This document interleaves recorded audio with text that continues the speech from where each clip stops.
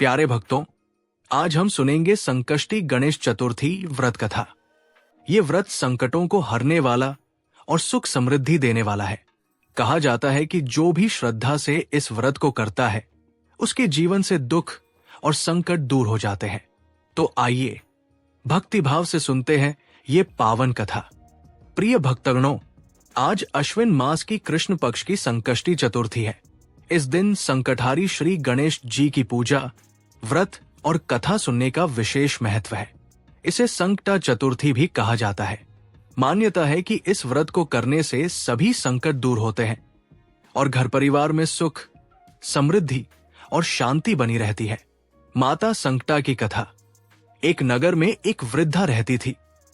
उसका पुत्र रामनाथ कमाने के लिए विदेश चला गया।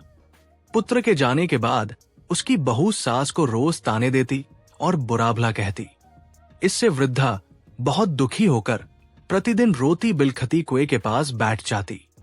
एक दिन कुएं की देवी प्रकट हुई और उन्होंने वृद्धा से उसके दुख का कारण पूछा। वृद्धा ने बताया कि पुत्र परदेश चला गया है और बहू उसे बहुत सताती है। कुएं की देवी ने कहा, वन में संकटा माता का वास है। वे दयालु है, दुखियों का कष्ट हर लेती है। तुम उनकी पूजा करो, तुम्हारा पुत्र लौट आएगा। वृद्धा माता संकटा के पास गई और उनसे प्रार्थना की। माता ने कहा, मेरी पूजा कर, सुहागिन स्त्रियों को भोजन कराना, तेरे पुत्र का कल्याण होगा। वृद्धा ने विधिवत पूजा की और सुहागिनों को बुलाया। लड्डू बनाते समय 7 की जगह 8 लड्डू बन गए। तभी माता संकटा वृद्धा के रूप में प्रकट हुई। वृद्धा ने उन्हें भी भोजन कराया। माता प्रसन्न हुई और आशीर्वाद दिया कि उसका पुत्र शीघ्र लौट आएगा। माता की कृपा से उसका पुत्र घर लौटा। बाद में बहू ने भी माता संकटा का व्रत किया और उसके जीवन में भी सुख शांति आई। श्री कृष्ण और युधिष्ठिर संवाद। एक बार धर्मराज युधिष्ठिर ने भगवान श्री कृष्ण से पूछा, हे माधव, अश्विन कृष्ण चतुर्थी का व्रत कैसे करना चाहिए और इसका क्या फल है?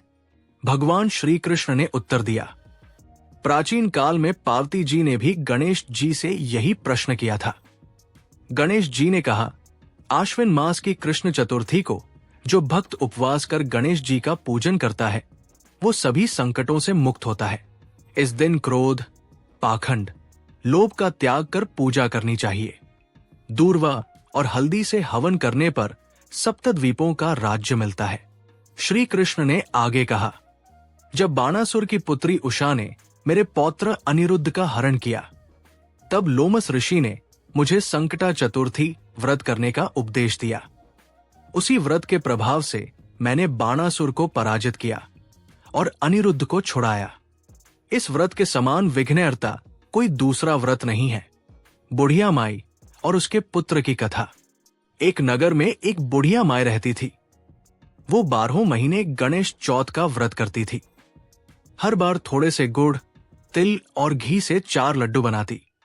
एक से पूजा करती, एक चंद्रमा को अर्पित कर खाती, एक पुत्र के लिए रखती और एक हथकरे चूल्हे के लिए निकालती।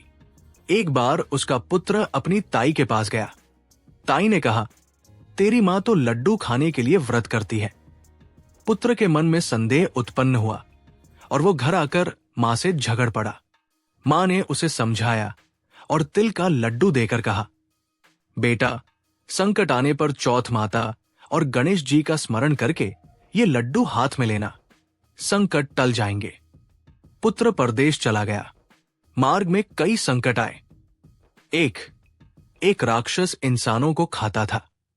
लड़के ने चौथ माता का स्मरण कर लड्डू अर्पित किए और राक्षस का सिर कट गया। 2 दूसरे नगर में उसे बलि के रूप में आवा भट्टी में डाला गया, लेकिन माता की कृपा से उसकी मृत्यु न होकर सोने चांदी के बर्तन बने। 3 राजा ने चमत्कार देख और परीक्षा ली।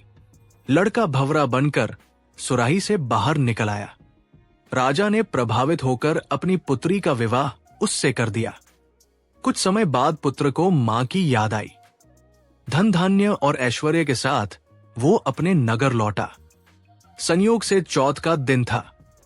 जब उसने अपनी मां को देखा तो मां ने उसके बारे में अपशब्द सुनकर भी आशीर्वाद दिया। मुझे जो चाहे कहो, पर मेरे बेटे को मत कोसो। ये सुनकर पुत्र मां के चरणों में गिर पड़ा और मां बेटे का मिलन हुआ। नगरवासियों ने विश्वास न किया तो बुढ़िया माई ने चौथ माता से प्रार्थना की। तभी उनके स्तनों से दूध की धार बहकर पुत्र के मुख में गिरी। सभी ने चमत्कार देखा और चौथ माता गणेश भगवान की जयकार करने लगे। संकष्टी चतुर्थी व्रत करने से पुत्र की दीर्घायु मिलती है, रोग और संकट दूर होते हैं, सुख समृद्धि आती है और सभी मनोकामनाएं पूर्ण होती है। ये व्रत संकटहारी गणेश जी की आराधना का श्रेष्ठ उपाय है। तो भक्तगणों, ये थी संकष्टी गणेश चतुर्थी व्रत कथा। इस व्रत को करने से सभी संकट दूर होते हैं और भगवान गणेश जी अपने भक्तों की सभी मनोकामनाएं पूरी करते हैं। अगर आपको ये कथा अच्छी लगी तो वीडियो को लाइक करें, शेयर करें और हमारे चैनल को सब्सक्राइब करना न भूलें। बोलिए श्री गणेश भगवान की जय।